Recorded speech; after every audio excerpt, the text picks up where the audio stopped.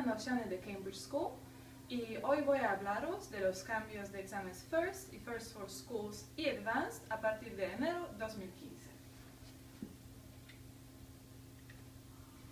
Bueno, primero quería decir que los niveles de esos exámenes no han cambiado.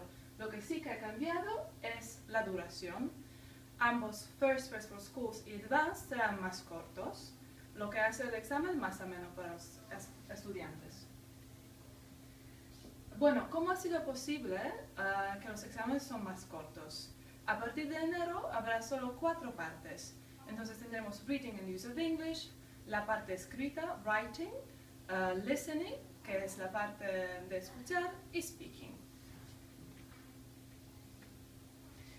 Y finalmente, los exámenes tendrán un enfoque más académico.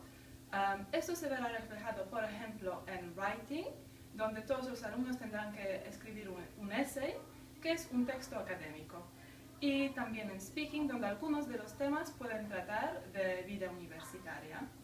Y en general creemos que todos los cambios son muy positivos para los alumnos, ya que hará que los exámenes serán más útiles para gente que quiere estudiar en extranjero y también, por ser más cortos, serán más agradables a la hora de hacer. Si tenéis algunas preguntas, por favor, consultar nuestra página web o preguntar en recepción de la escuela. Gracias.